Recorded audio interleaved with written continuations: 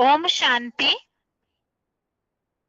भगवत गीता श्लोक क्लास में आज का श्लोक है 11वें अध्याय का 20वां श्लोक, अध्याय 11, श्लोक नंबर 20।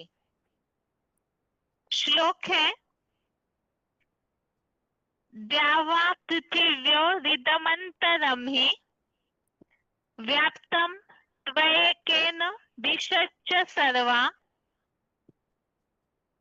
दृष्टा अद्भुतं रूपमुग्रं तवेदं लोकत्रयं प्रव्यथितं महात्मन्।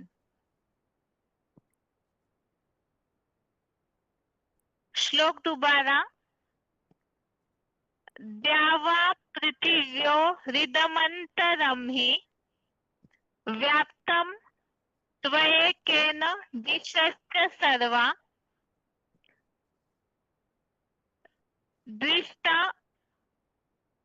दृष्ट्वा अद्भुतं रूपमुग्रं तवेदं लोकत्रयं प्रव्यथितं महात्मन्।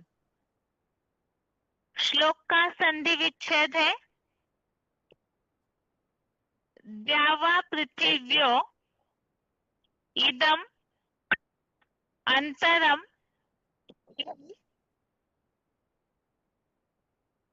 व्याप्तम त्वया एकेन दिशः च सर्वः दृष्ट्वा अद्भुतं रूपम् उग्रं तव इदं लोकत्रयं प्रव्यथितं महात्मम्। श्लोक का संधि विच्छेद दोबारा। द्यावा पृथिव्यो इदं अंतरम हि व्याप्तं त्वया एकेन दिशः च सर्वः दृष्ट्वा अद्भुतं रूपम् उग्रं तव इदं लोकत्रयं प्रव्यथितं महात्मन्। शब्दों के अर्थ है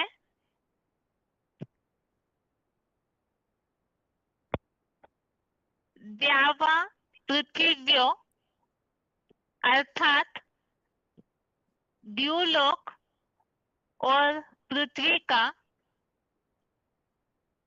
इदम अंतरम अर्थात यह अंतराल, इदम अर्थात यह अंतराल, अंतरम अर्थात अंतराल, च अर्थात और, सर्वः अर्थात सारी, दिशः अर्थात दिशाएं, एकेन अर्थात अकेले, त्वया अर्थात आपके द्वारा, ही अर्थात ही, व्याप्तम अर्थात विस्तीर्ण हुई है, तव अर्थात आपका, इदम अद्भुतम उग्रम, 3 शब्द है ये।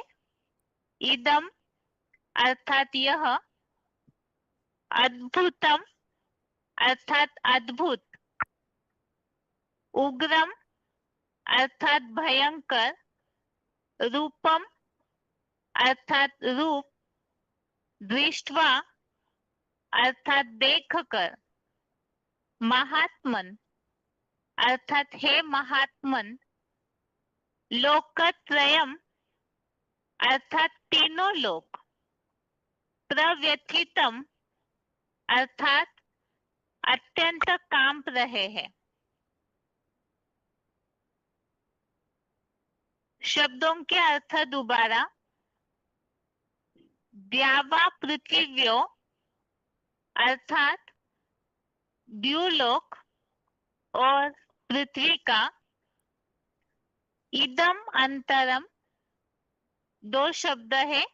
इदम अर्थात यह, अंतरम अर्थात अंतराल, च अर्थात और, सर्वः अर्थात सारी, दिशः अर्थात दिशाएं, एकेन अर्थात अकेले, त्वया अर्थात आपके द्वारा, ही अर्थात ही, व्याप्तम अर्थात विस्तीर्ण हुई है, तव अर्थात आपका, इदम अद्भुतम उग्रम, इदम अर्थात यह, अद्भुतम अर्थात अद्भुत, उग्रम अर्थात भयंकर, रूपम अर्थात रूप, दृष्टवा अर्थात देखकर, महात्मन अर्थात हे महात्मन, लोकत्रयम अर्थात तीनों लोकों, प्रव्यथितम अर्थात अत्यंत कांप रहे हैं। अभी शब्द श्लोक का अर्थ है, द्यूलोक और पृथ्वी का यह अंतराल और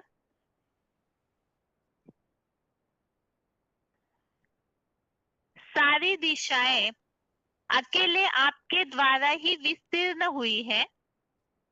आपका यह अद्भुत भयंकर रूप देखकर हे महात्मन, तीनों लोकों के अत्यंत कांप रहे हैं। तो विराट रूप में अभी तक के श्लोकों में हमने जैसे श्रृंगार देखा, आयुध देखे, साथ ही में यही विराट रूप जो है, यही शाश्वत सनातन धर्म के रक्षक भी है। यही आदि मध्य अंत ऑलराउंड पार्टधारी भी है, क्योंकि मनुष्य सृष्टि के पिता ही विराट विशाल रूप धारण करते हैं, जिनमें सारी सृष्टि समाहित हो जाती है याद के द्वारा। तो ये जो रूप है, जिसमें बताया कि महाविनाश के समय मुख से आग निकलती है, अर्थात तो ऐसी तीखी वाणी निकलती है जिससे सभी प्राणी भयभीत हो जाते हैं। साथ ही में ऐसा संसार को, जो नारकीय संसार है, उसको तपाने वाला ये रूप है। और आज के श्लोक में ही उसी रूप के बारे में बताया है कि इसी विराट रूप से द्यूलोक, द्यूलोक अर्थात आकाश और पृथ्वी, आकाश और पृथ्वी और ये सारा अंतराल अर्थात वायुमंडल, अंतरिक्ष जो है, और दिशाएं, ये आपके द्वारा ही विस्तीर्ण हुई है। अर्थात ये जो भी कुछ है इस सृष्टि में, वो सब कुछ ही उस बीज रूप, जो विराट रूप धारण करते हैं मनुष्य सृष्टि के पिता हीरो पार्टधारी, उनके द्वारा ही ये दिशाएं भी विस्तीर्ण हुई है, ऐसा उल्लेख आया है। और इसी महाकाल का, क्योंकि विराट रूप ही सृष्टि के अंत में भयंकर रूप धारण करते हैं, तो उस रूप को देख करके, क्योंकि पिछले श्लोक में आया कि मुख से जो धधकती हुई अग्नि रूप मुख वाले, और ऐसा तेज है जो सारा नारकीय संसार तपता है। तो ये जो रूप है भयंकर, उसे देख करके सारे प्राणी भय से कांप रहे हैं। इसी बात को क्लैरिफिकेशन वाले अर्थ में और स्पष्ट किया है। क्लैरिफिकेशन सहित अर्थ है, स्वर्गीय दीन रूप द्युलोक और सप्त महाद्वीपा पृथ्वी का यह अंतराल और सारी ही 10 दिशाएं अकेले आप विशाल बुद्धि के द्वारा ही विस्तीर्ण हुई है। आप महाकाल का यह अद्भुत भयंकर कल्पांतकारी महाविनाशक बम्बों भूकंपों की आग बरसाता रूप देखकर हे महात्मन, सुख दुख शांति धाम तीनों लोकों के प्राणी अंतःकरण में भय से अत्यंत कांप रहे हैं। यही मनुष्य सृष्टि के पिता जब विनाश काल में विराट रूप भी धारण होता है, वो उनकी योग ऊर्जा का संपन्न रूप भी है, जो हमने पिछले श्लोकों में भी देखा है, हजारों सूर्य से भी तेजों में। और ये जो विराट रूप है, ये ऐश्वर्यवान योगिक ऊर्जा का रूप है, ऐसे बताया है। तो वो रूप जो है वो सारे नारकीय संसार को तपाता भी है। उस विराट रूप की विशेषताएं बताई, जैसे पिछले श्लोक में हमने देखा वो शाश्वत धर्म के स्थापक और रक्षक भी है। ऑलराउंडर पार्टधारी होने के कारण वही इस सृष्टि का आदि मध्य अंत भी है, क्योंकि उनके आदि मध्य अंत को कोई नहीं जानता है। और आज के श्लोक में बताया उसी विराट रूप के द्वारा, जैसे बीज से वृक्ष विस्तारित होता है, इसी तरह से इसी विराट रूप के द्वारा ही ये सारा ही द्युलोक अर्थात आकाश, पृथ्वी का यह अंतराल, पृथ्वी का यह अंतराल अर्थात पृथ्वी के बीच में जो भी वायुमंडल और अंतराल का जो बीच का जगह है, वो सारी ही, साथ ही में 10 दिशाएं इस विशाल बुद्धि के द्वारा ही विस्तीर्ण हुई है। अर्थात ये विराट रूप थी, इतनी विशाल बुद्धि वाले हैं, ज्ञान के मनन चिंतन मंथन के द्वारा ही सारी सृष्टि को, जैसे स्वर्ग और नर्क, मुरलियों में जैसे उल्लेख आता है, स्वर्ग की दुनिया मेरी है तो नर्क की दुनिया मेरी नहीं है क्या?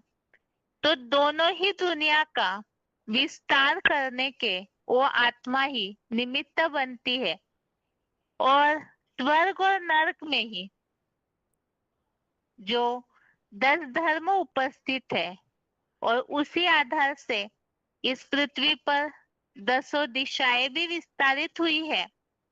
तो उन सबके लिए क्रिएटर के रूप में निर्माण करने वाले वो विराट पुरुष अर्थात हीरो पार्टधारी जो परम पिता समान बनते हैं, तब इस तरह से सृष्टि को पूरी तरह से क्रिएट करने के, विस्तार करने के निमित्त बनते हैं।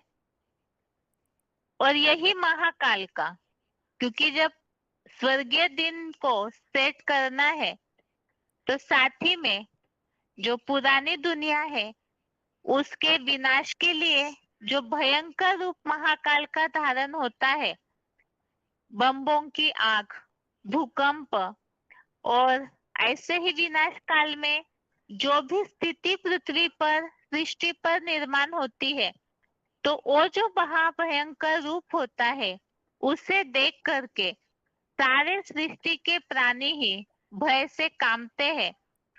और जो न मानने वाले हैं भगवान को, वो भी अंत में ओ गॉड फादर कहकर नास्तिक से नास्तिक आत्मा भी रक्षा के लिए उसी भगवान को याद जरूर करेगी। तो उसी के लिए बताया, वो विनाश का भयंकर रूप देख करके तीनों लोकों के प्राणी भय से कांपते हैं और कांपने से ही फिर वो भयभीत होकर के ही भगवान को याद भी करते हैं। तो विराट स्वरूप के द्वारा किस तरह से ये सृष्टि को, जैसे धर्म स्थापन हुआ आदि सनातन धर्म, उसकी रक्षा करते आदि मध्य अंत भी है, तो किस तरह से आदि भी है वो, और सृष्टि का अंत किस तरह से होता है उसका उल्लेख इस श्लोक में है।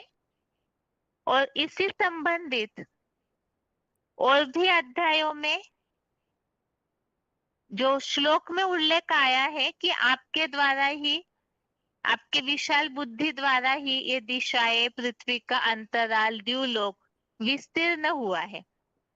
तो पृथ्वी पर आकाश है, पृथ्वी है, स्वर्ग है, नरक है, तो ये दिशाएं हैं, ये सब कुछ उस बीज के द्वारा ही विस्तार होता है। इन्हीं बातों का उल्लेख जहाँ आया है भगवत गीता के अन्य अध्यायों में, उसे देखते हैं। इसमें पहला रेफरेंस श्लोक है दूसरे अध्याय का 17वां, अध्याय 2 का श्लोक नंबर 17। इसमें उल्लेख है, जिस मानवीय सृष्टि वृक्ष के बीच महादेव द्वारा यह सारा अश्वत्थ नामक सृष्टि वृक्ष फैला है, उसको तो अविनाशी जान, और इस अविनाशी का विनाश करने में कोई भी समर्थ नहीं है। तो आज के इस 11वें अध्याय के 20वें श्लोक में विस्तार होने की बात आई है, और इसी बात को यहाँ बताया कि इस बीज महादेव से ही ये सारा सृष्टि वृक्ष फैला है। अगला रेफरेंस श्लोक है 8वें अध्याय का 22वां, अध्याय 8 का श्लोक नंबर 22। इस श्लोक में भी उल्लेख आया है, जिस जगत पिता में सभी बीज जैसे रुद्राक्षगण रूप प्राणी स्थित है, और जिस सृष्टि वृक्ष के बीच मानवीय एक बाप से यह सारा सृष्टि वृक्ष विस्तृत है। इसी तरह 9वें अध्याय का 4था, अध्याय 9 का श्लोक नंबर 4, इसमें भी उल्लेख है, मेरी अव्यक्त स्थिति की निराकारी लिंग मूर्तिमान महादेव द्वारा यह सारा जड़ जंगम जगत मानव बीज बाप से वट वृक्ष जैसा विस्तृत है। तो ये सारे श्लोकों में ही सृष्टि का विस्तार किसके द्वारा होता है उसका उल्लेख है। इस 9वें अध्याय के 4थे श्लोक में उनकी स्थिति का भी वर्णन है। अव्यक्त मूर्ति अर्थात ऐसी निराकारी स्थिति वाली वो साकार मूर्ति, साकार देह में होते हुए भी निराकारी बीज रूप स्टेज के द्वारा ये सारा वट वृक्ष, जो दूसरे अध्याय के 17वें श्लोक में आया, अश्वत्थ वृक्ष विस्तार को पाता है। इस तरह से आज के श्लोक का अर्थ हमने समझा। उस विराट पुरुष के द्वारा ही ये सृष्टि, 10 दिशाएं, पृथ्वी, द्युलोक अर्थात आकाश विस्तार को पाता है, उनकी विशाल बुद्धि के द्वारा ही। और अंत में उनका जो महाविनाश के समय भयंकर रूप होता है, क्योंकि महादेव को ही विनाशकारी कहा जाता है, तो महादेव के द्वारा ही जब विनाश होता है सृष्टि का, पापी दुनिया का, तो उस समय जो सृष्टि में स्थिति होती है, महाविनाश की आग बरसती है, एटॉमिक विस्फोट, भूकंप आदि जैसे भी द्वारा विनाश होता है, वो भयंकर रूप देख करके सारे प्राणी भयभीत होते हैं, और भयभीत होकर उस भगवान को, गॉड फादर को याद जरूर करते हैं, पुकारते जरूर हैं। ये आज के श्लोक का अर्थ है। आगे उच्चारण सुनते हैं, उसके बाद पॉइंट्स।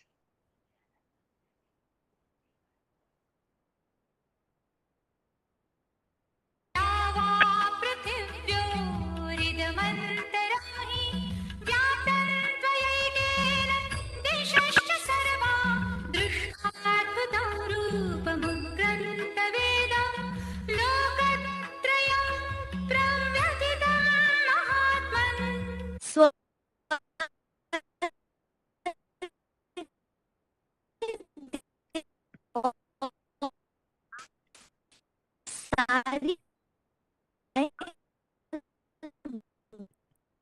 विस्तीर्ण महाकाल भय कल्पांतकों की देख मन शांति दोनों लोग प्राणी चरण में अत्यंत हैं।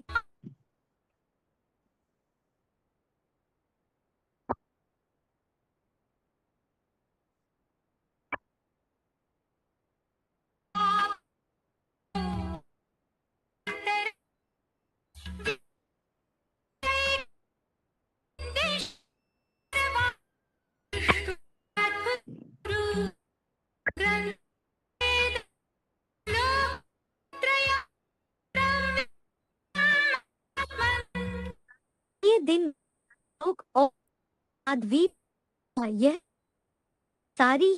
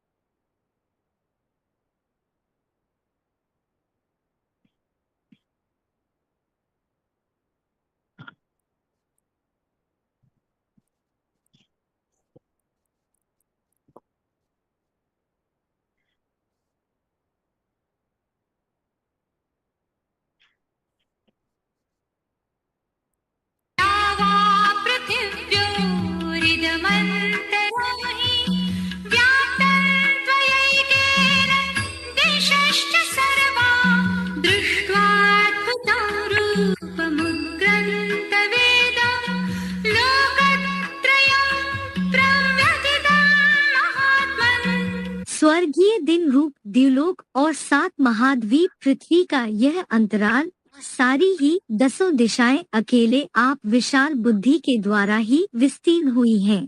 आप महाकाल का यह अद्भुत भयंकर महाविनाशक कल्पांतकारी बम्बों भूकंपों की आग बरसाता रूप देखकर हे महात्मन, सुख दुख शांति धाम तीनों लोकों के प्राणी अंतःकरण में भय से अत्यंत कांप रहे हैं।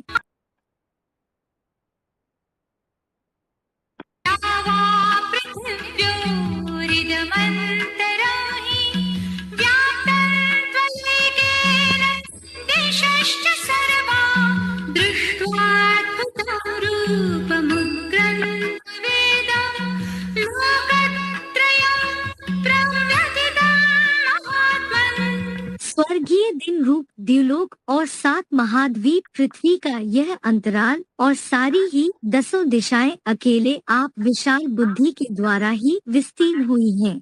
आप महाकाल का यह अद्भुत भयंकर महाविनाशक कल्पांतकारी बम्बों भूकंपों की आग बरसाता रूप देखकर, हे महात्मन, सुख दुख शांति धाम तीनों लोकों के प्राणी अंतःकरण में भय से अत्यंत कांप रहे हैं। आगे है श्लोक संबंधित पॉइंट। वार्तालाप number 738, discussion number 738, 28 minute 28 minutes के बाद से लिया हुआ पॉइंट है द्युलोक।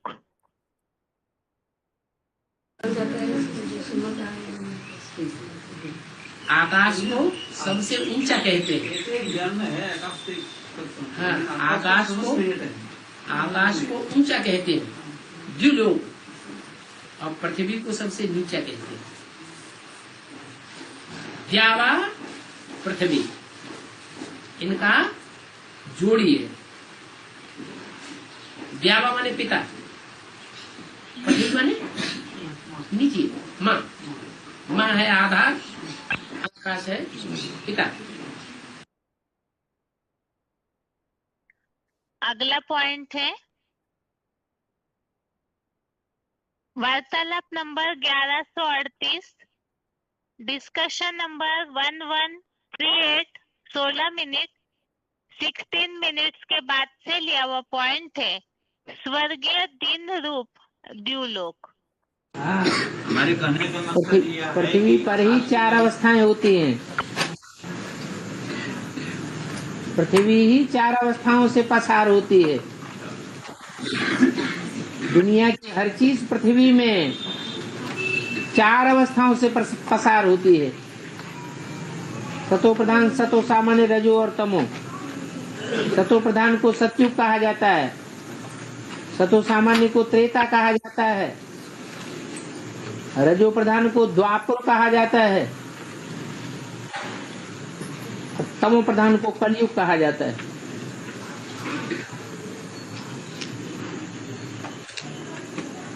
पृथ्वी पर ही मनुष्य सृष्टि है। यही देवलोक होता है जब सतो प्रधानता होती है, और जब तमो प्रधानता बढ़ती है तो यही मनुष्य लोग राक्षस लोग बन जाता है। बाकी आकाश में कोई स्वर्ग नहीं है, पाताल में कोई नरक नहीं है। पाताल माने नीचे की स्टेज, मानवीय बुद्धि की। आकाश माने ऊंची स्टेज, मानवीय बुद्धि की।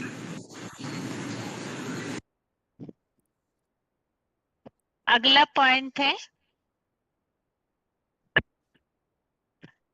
VCD number 3281, VCD number 3281, 28 minute 28 minutes के बाद से लिया हुआ पॉइंट है सप्त महाद्वीपा पृथ्वी।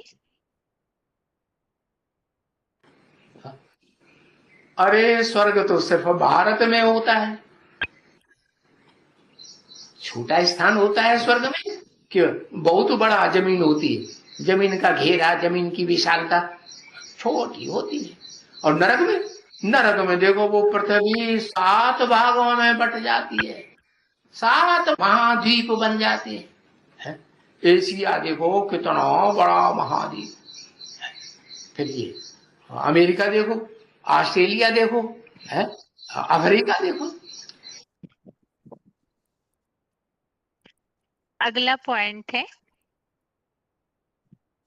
BCD number 2847, BCD number 2847, 16 minute 16 minutes के बाद से लिया हुआ पॉइंट है।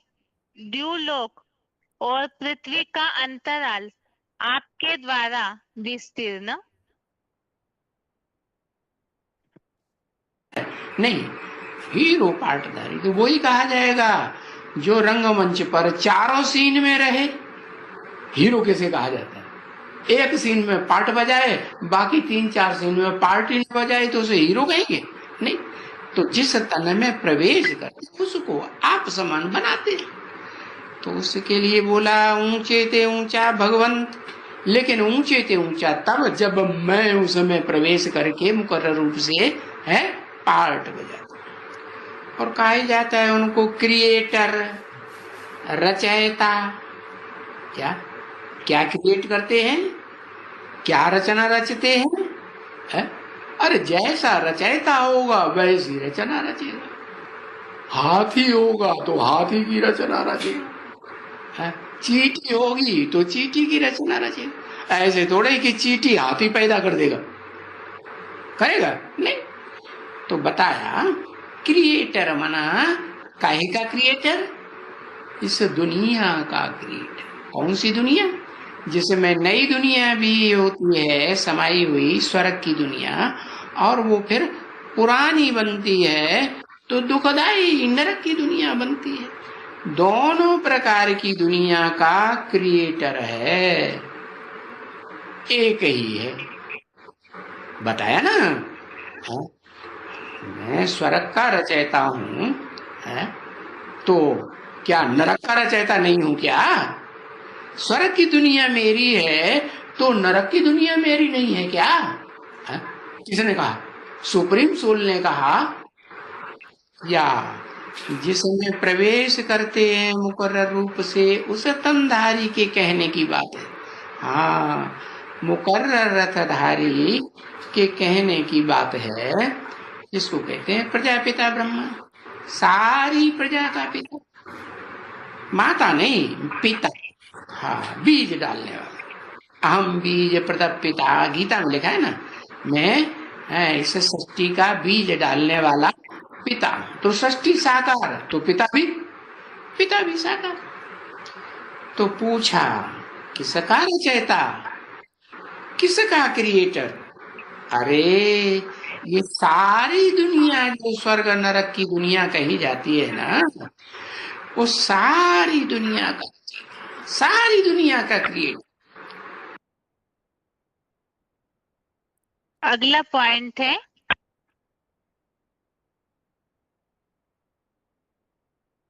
VCD number 123, VCD number 123, 27 minute 27 minute के बाद से लिया हुआ पॉइंट है 10 दिशाएं।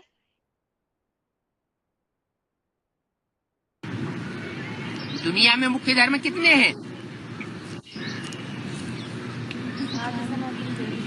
10 धर्म है, ज्यादा से ज्यादा। दिशाएं कितनी गाई जाती हैं? 10 दिशाएं गाई जाती है। 10 दिशाओं में दुनिया कितनी दिशाओं में फैली हुई है? 10 दिशाएं मालूम है? पूरब, पश्चिम, उत्तर और दक्षिण। और इन चारों दिशाओं के ईशान कोने वाली जो दिशाएं हैं वो भी दिशाएं हैं। तो 8 धर्म और 8 दिशाएं इस पृथ्वी पर फैली हुई है चारों ओर, है ना? और ऊपर और नीचे ये भी 2 दिशाएं हैं।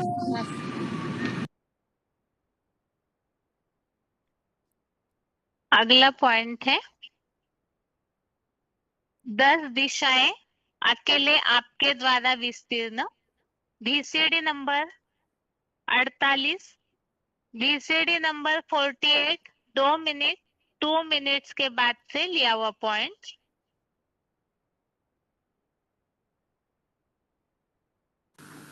ग्रेट ग्रेट ग्रैंडफादर कौन हुआ? प्रजापिता। सिर्फ प्रजापिता या प्रजापिता ब्रह्मा? क्योंकि आदि ब्रह्मा भी तो कोई होगा, है? तो आदि माना जिसमें पहले पहले प्रवेश करके ज्ञान का रहस्य सुनाया जाए, और जिससे पहले इस नई सृष्टि के रहस्य का ज्ञान कभी किसी ने न सुनाया हो। इब्राहिम, बुद्ध, क्राइस्ट, गुरु नानक, ये बड़े बड़े धर्म पिताएं तो आए, फादर तो आए, सब धर्मों के ग्रेट फादर्स आए, लेकिन उनको ग्रेट ग्रेट ग्रैंडफादर नहीं कहेंगे। लेकिन वो सब धर्म पिताएं जिसको अपना ग्रेट ग्रेट ग्रैंडफादर मानते हैं, क्योंकि हर धर्म में ग्रेट ग्रेट ग्रैंडफादर की मान्यता भी है। किस रूप में? क्रिश्चियन लोग उसको क्या कहते हैं? एडम कहते हैं। मुसलमान क्या कहते हैं? आदम कहते हैं। हिंदुओं में क्या कहते हैं? आदिदेव। तुम आदिदेव है, पुरुष है, पुराण है, शंकर जी के लिए। अगला पॉइंट है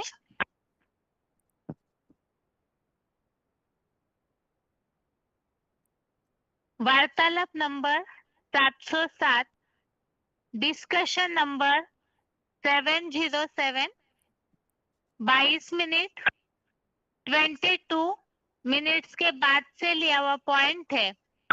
10 दिशाएं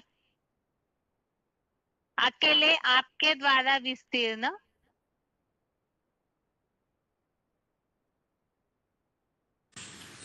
और जो ज्ञान का मनन चिंतन है वो 84 जन्मों से कनेक्टेड है। जो आत्मा जितने जास्ती जन्म लेने वाली होगी, जितना लंबा ऑलराउंड पार्ट बजाने वाली होगी, उसका उतना ही ज्यादा मनन चिंतन मंथन चलेगा।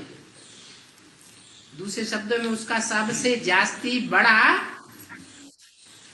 चक्र उसी का घूमेगा। कौन सा चक्र? स्वदर्शन चक्र। और ये सुदर्शन चक्र जिसका जास्ती घूमेगा, वो आत्मा दुनिया की विशाल बुद्धि आत्मा गिनी जाएगी। या जो डल बुद्धि रहेंगे वो श्रेष्ठ आत्मा गिनी जाएगी। दुनिया का परिवर्तन कौन करेंगे? विशाल बुद्धि करेंगे।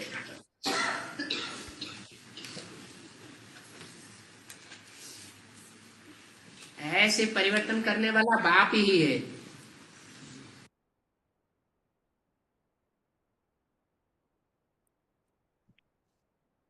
इस पॉइंट में ये बात थी कि 10 दिशाएं जो है आपके विशाल बुद्धि द्वारा विस्तीर्ण होती है। तो विशाल बुद्धि अर्थात ज्ञान के मनन चिंतन के द्वारा विशाल बुद्धि बनते हैं। अभी अगला पॉइंट है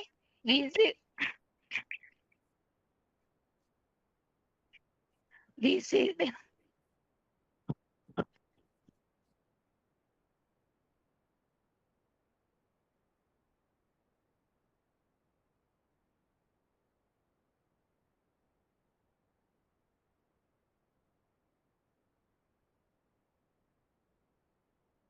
अगला पॉइंट है VCD नंबर 2357, VCD नंबर 2357, 1 घंटा 27 मिनट 1 आवर 27 मिनट्स के बाद से लिया हुआ पॉइंट है महाकाल का कल्पांतकारी महाविनाशक बम्बों की आग बरसाता रूप।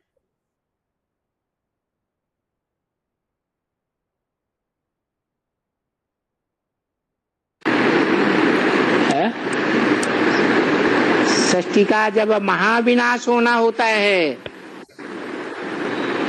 तो वो ही आत्मा है जो बड़े ते बड़ी विषैली बन जाती है और सारे संसार का विनाश का निमित्त बनती है। कौन? शंकर। वो रसिया के एटम बम बनाने वाले देह अहंकारी वैज्ञानिक नहीं, वो तो बनाते हैं लेकिन उनको फोड़ने की ताकत उनके अंदर हिम्मत ही नहीं। लेकिन ऐसी आत्माओं में भी प्रवेश करके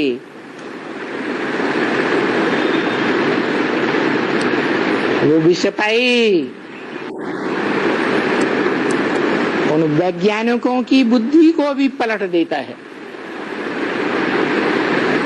वो एटमिक एनर्जी को फोड़ने की हिम्मत दिला देता है।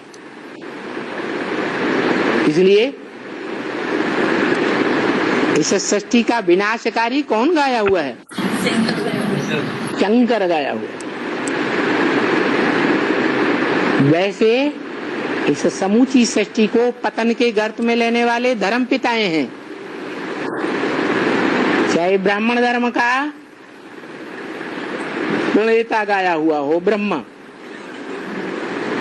और चाहे इब्राहिम, चाहे बुद्ध, चाहे क्राइस्ट या उनके सहयोगी धर्म पिताएं, वो सारा समूची सृष्टि का विघटन करने वाले, विनाश करने वाले तो हैं, लेकिन संपूर्ण विनाश कोई भी नहीं करता। संपूर्ण विनाश सिर्फ एक ही है।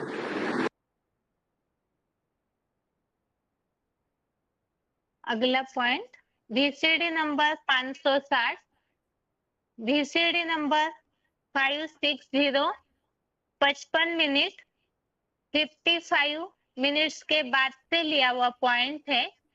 तीनों लोकों के प्राणी भय से अत्यंत कांप रहे हैं।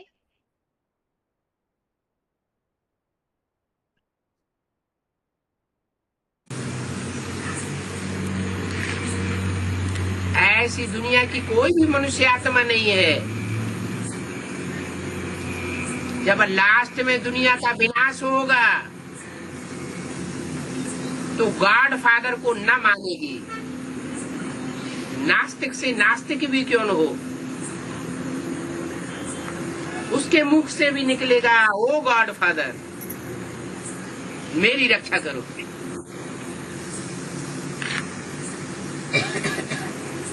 वो बेहद का फादर है। इब्राहिम, बुद्ध, क्राइस्ट, गुरु नानक, ये महान धर्म पिताएं तो हैं, लेकिन बेहद के बाप नहीं है।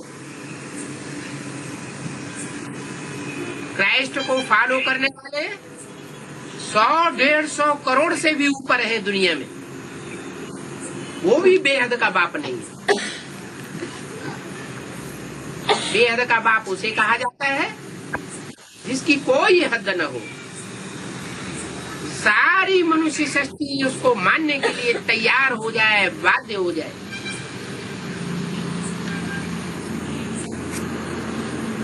वो धर्म पिताएं इब्राहिम, बुद्ध, क्राइस्ट आज भी उस गॉड फादर को मानते हैं।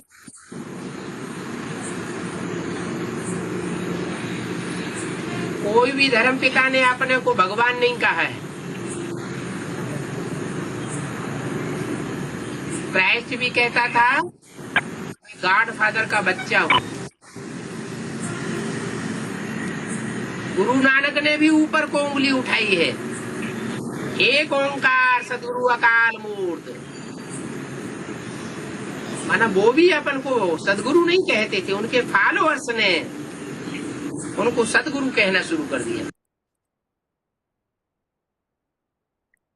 इस तरह से इस श्लोक संबंधित पॉइंट्स अभी हमने समझे, और जिसमें इस बात को समझा है हमने, श्लोक में जो उल्लेख आया है द्युलोक, द्युलोक अर्थात ही आकाश, तो स्वर्गीय दिन रूप द्युलोक अर्थात इसी सृष्टि पर ही स्वर्ग और नरक दोनों होता है।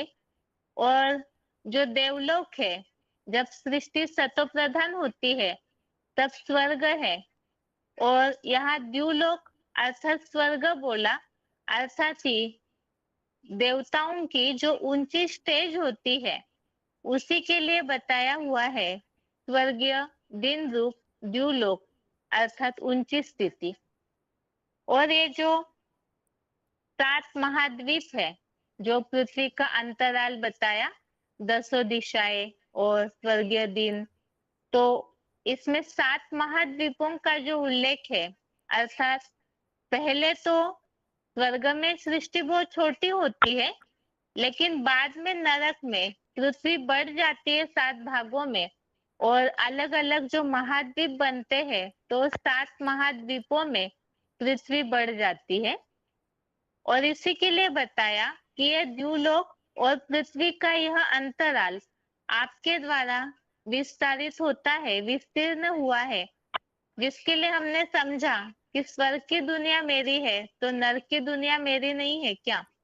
तो दोनों का भी वो क्रिएटर अर्थात साकार मुकर्रर तनधारी सारी प्रजा का पिता वही बनते हैं, और उनके द्वारा ही ये 10 दिशाएं भी विस्तीर्ण होती है। 10 दिशाएं हैं, उसके लिए बताया 8 दिशाएं, मुख्य 4 दिशाएं, उनके 4 कोने और ऊपर और नीचे ये भी 2 दिशाएं, तो 10 दिशाएं हुई।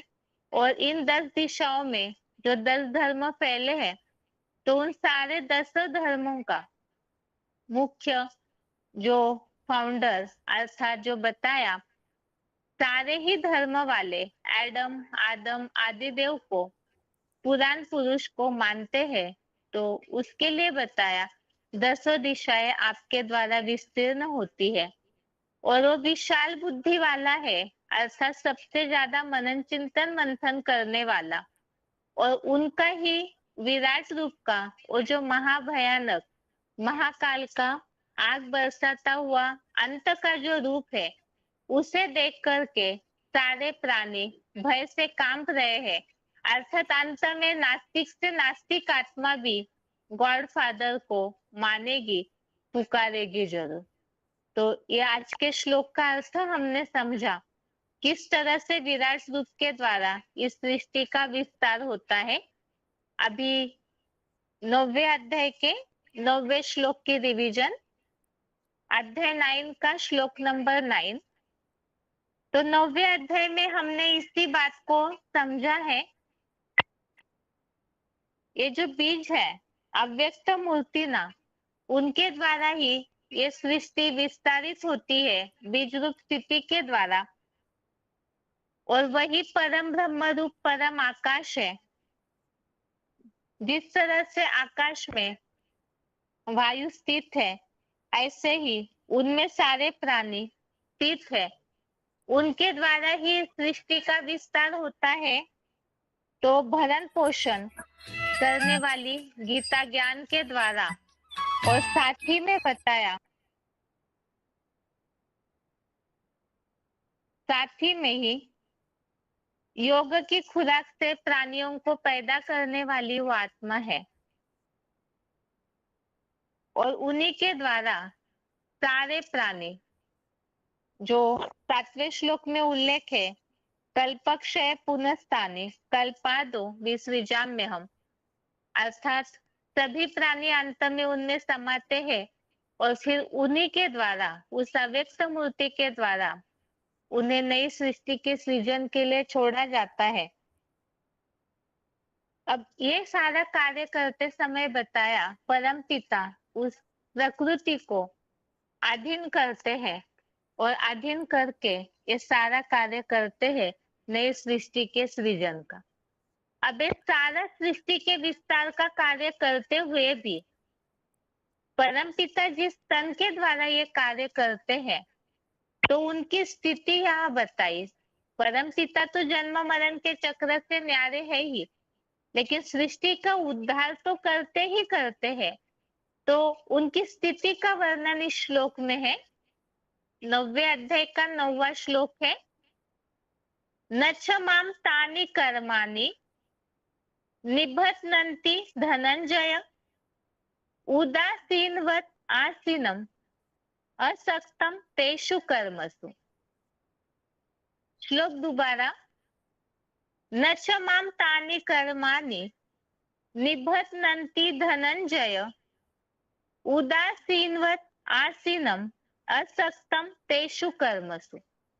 अर्थात और हे ज्ञान धनंजय अर्जुन, वे कर्म मुझ सदाशिव आत्म ज्योति रूप में स्थिर अकर्ता को, उदासीन समान अभोक्ता रहने वाले को, पतितम कामी कांटा रूप तन में भी नहीं बांधते, क्योंकि मैं उन कर्मों में सदा देहभान रहित विदेही निराकारी होने से अनासक्त हूँ।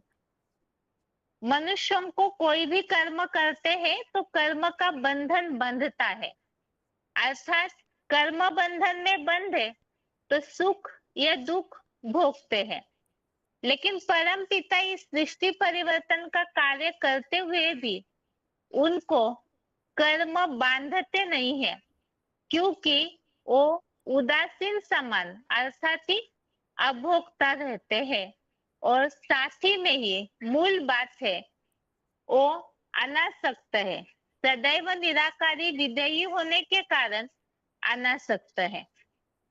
तो ये परम पिता की स्थिति बताई और साथ ही में जिस तन के द्वारा वो कार्य करवाते हैं, हीरो पार्टधारी, वो भी शिव समान बनते हैं, तो वो भी ऐसे ही स्थिति को धारण करते हैं। लेकिन मूल तो यहाँ बताया, परम पिता पतित तन कामी कांटा रूप तन में भी आकर के सृष्टि परिवर्तन करने पर भी अनासक्त है, कर्मों के बंधन में नहीं पड़ते, और इसीलिए ही वो सृष्टि परिवर्तन को कर पाते हैं। परम पिता के ये निर्बंधन कर्म बंधन से न्यारे स्टेज का उल्लेख और भी श्लोकों में है, जैसे चौथे अध्याय का 14वां, अध्याय 4 का श्लोक नंबर 14, इसमें भी इसी बात का उल्लेख है। न मुझको अच्छे बुरे कर्मों का बंधन है, न मुझे कर्मों के फल में कोई प्रकार की इच्छा है। जो मुझे इस प्रकार भली भांति सदा निर्लिप्त रूप को जानता है, वो भी कर्मों बंधन में नहीं बंधता। और 13वें अध्याय का 14वां, अध्याय 13 का श्लोक नंबर 14, इस श्लोक में भी उल्लेख है, सब इंद्रिय विहीन सदाकाल निराकारी स्टेज वाला कोई में भी अनासक्त होते भी सब प्राणी मात्र का पोषण करता है। तो इस तरह परम पिता की अनासक्त स्टेज इस श्लोक में बताई है। आगे है,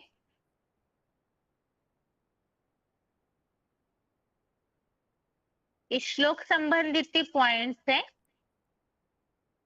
अकर्ता अभोक्ता Sadashiv, VCD number 2342, VCD number 2342, 25 minute 25 minutes के बाद से लिया हुआ पॉइंट। जो सदा सत्य है, सुप्रीम सोल बाप, वो तो जन्म मरण के चक्र में ही नहीं आता है, 84 के चक्र में ही नहीं आता, वो तो अजन्मा गाया हुआ है, अभोक्ता गाया हुआ है। शरीर में आता है, लेकिन शरीर की इंद्रियों से भोग नहीं भोगता, अभोक्ता है, अकर्ता है। वो अच्छे बुरे कर्म कुछ करता ही नहीं, वो तो और ही समझाता है कि अकर्म कैसे बन जाता है, पाप और पुण्य कैसे बन जाता है।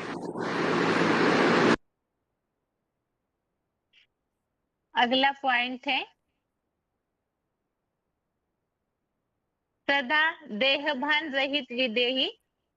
VCD number 1245, VCD number 1245, 14 minute 14 minutes के बाद से लिया हुआ पॉइंट।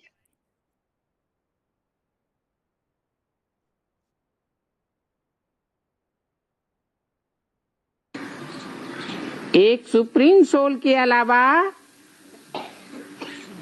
सब आत्माएं देह को धारण करने वाली हैं। सबकी बुद्धि देह में धरी रहती है। बाप आते हैं तो देह से उपराम होना सिखाते हैं।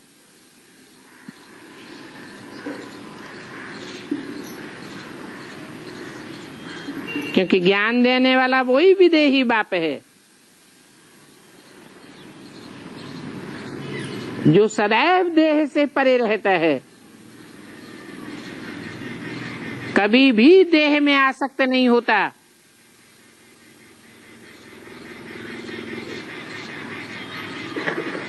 देह में आता है,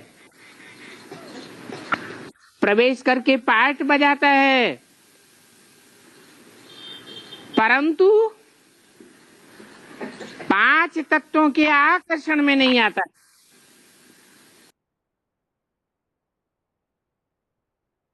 अगला पॉइंट है VCD number 3216, VCD number 3216, 7 minute 7 minutes के बाद से लिया हुआ पॉइंट। वे कर्म सदाशिव को पतिततम कामी कांटा रूप तन में भी नहीं बांधते, क्योंकि वह उन कर्मों में सदा विदेही निराकारी होने से अनासक्त है।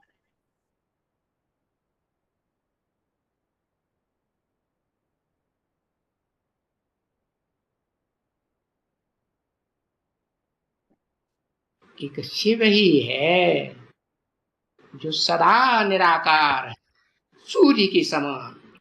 क्यों? क्योंकि वो सदा अनासक्त पार्ट बजाता है। इस मनुष्य सृष्टि रंगमंच पर आता भी है, पतितम कामी कांटे में आता है। कैसे पतितम कामी कांटा बना?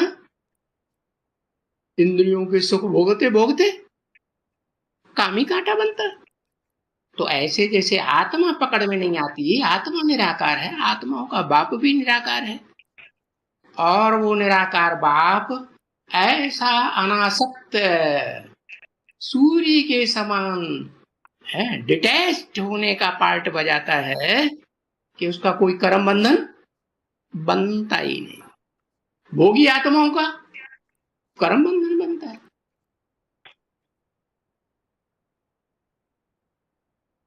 इस तरह से श्लोक संबंधित पॉइंट्स हमने समझे। अभी आज का श्लोक एक बार रिवाइज करते हैं। 11वें अध्याय का 20वां अध्याय 11 का श्लोक नंबर 20। द्यावा पृथिव्योरिदमन्तरं हि व्याप्तं त्वयेकेन दिशश्च सर्वा दृष्ट्वा अद्भुतं रूपमुग्रं तवेदं लोकत्रयं प्रव्यथितं महात्मन्। श्लोक दोबारा। द्यावा पृथिव्योरिदमन्तरं हि व्याप्तं त्वयेकेन दिशश्च सर्वा दृष्ट्वा अद्भुतं रूपमुग्रं तवेदं लोकत्रयं प्रव्यथितं महात्मन्।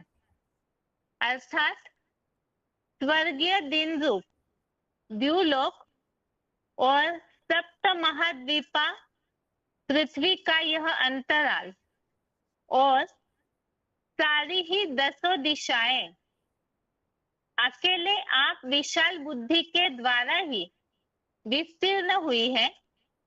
आप महाकाल का यह अद्भुत भयंकर कल्पांतकारी महाविनाशक बम्बों की भूकंपों की आग बरसाता रूप देखकर हे महात्मन, सुख दुख शांति धाम तीनों लोकों के प्राणी अंतःकरण में भय से अत्यंत कांप रहे हैं।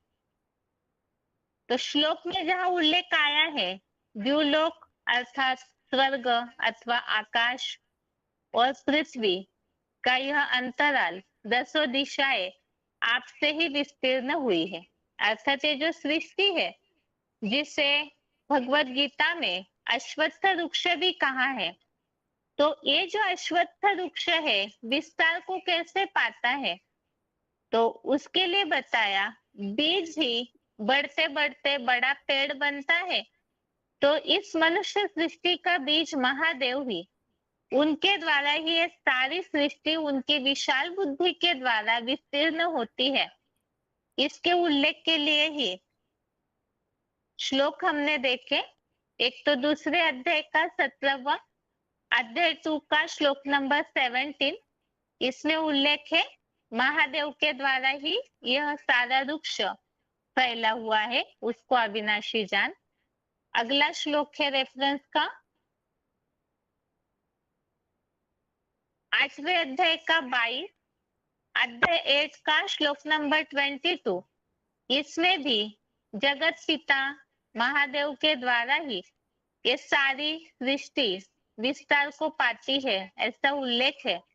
और 9वें अध्याय का 4था अध्याय 9 का श्लोक नंबर 4, इसमें वो स्थिति बताई है जिस निराकारी बीज रूप स्थिति के द्वारा, क्योंकि बीज से विस्तार होती है सृष्टि, तो वो बीज रूप स्टेज अर्थात अव्यक्त मूर्ति साकार सृष्टि है, तो महादेव का मूर्तिमान देह और स्थिति बीज रूप अर्थात अव्यक्त स्थिति, तो वो हो गई अव्यक्त मूर्ति ना, और उनके द्वारा ये सारा जड़ जंगम जगत इस मानव बीज बाप से वट वृक्ष जैसा विस्तृत हुआ है।